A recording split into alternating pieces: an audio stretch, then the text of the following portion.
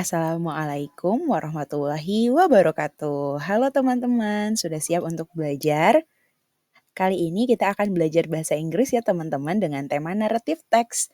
Subtemanya yaitu menganalisis generic structure. Tujuan pembelajarannya yaitu mengidentifikasi karakteristik, termasuk fungsi sosial dan struktur teks, kemudian mengidentifikasi ciri-ciri kebahasaan dari teks naratif. Pada bab ini difokuskan pada pembahasan noun phrase, past tense, past tenses, action verbs, dan sequence word. Sebelumnya nih, teks naratif itu apa sih? Coba di sini udah ada istana, udah ada pangeran, udah ada sepatu kaca, ada putri, ada kereta kuda, ada fairy godmothers atau ibu peri. Coba ini tentang apa ya teman-teman? Coba ditebak. Gampang banget sih ini. Tentunya ini tentang Cinderella. Teks naratif itu bisa berkaitan dengan cerita-cerita yang entertaining teman-teman. Yang menghibur. Contohnya kayak cerita Cinderella.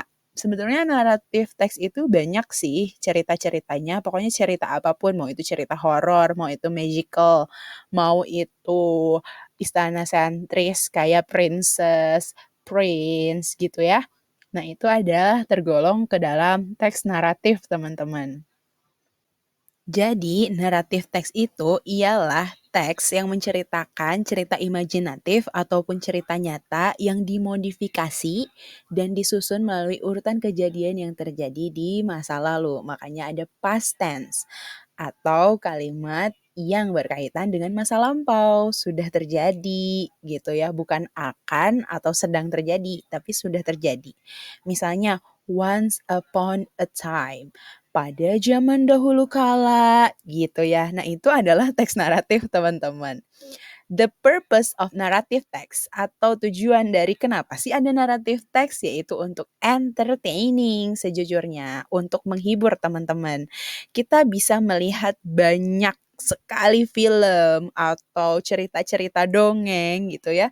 Nah, itu dibuat dari teks naratif teman-teman. Karena teks naratif ini semuanya adalah tentang cerita pengantar tidur. Sebenarnya nggak pengantar tidur banget sih, tapi kebanyakan teks naratif yang kita kenal biasanya adalah teks naratif yang biasa dipakai di cerita dongeng. Padahal nggak gitu teman-teman.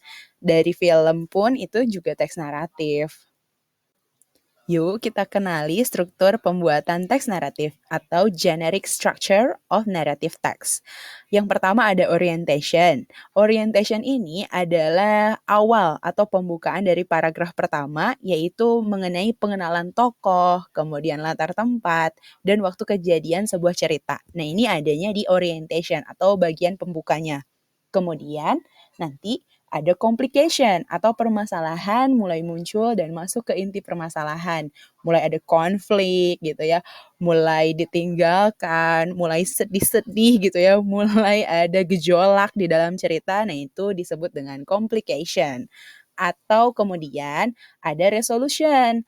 Masalah mulai menemukan jalan keluar sampai benar-benar terselesaikan. Bagian cerita itu namanya resolution, teman-teman.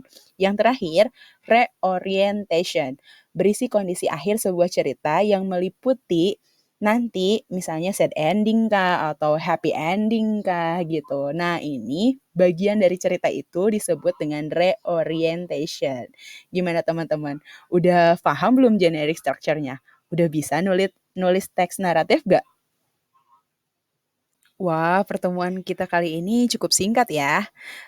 Di akhir pembelajaran kali ini, teman-teman akan diminta untuk menonton sebuah film. Kemudian teman-teman akan merangkum film tersebut, membaginya menjadi 4 bagian dari generic structure teks naratif.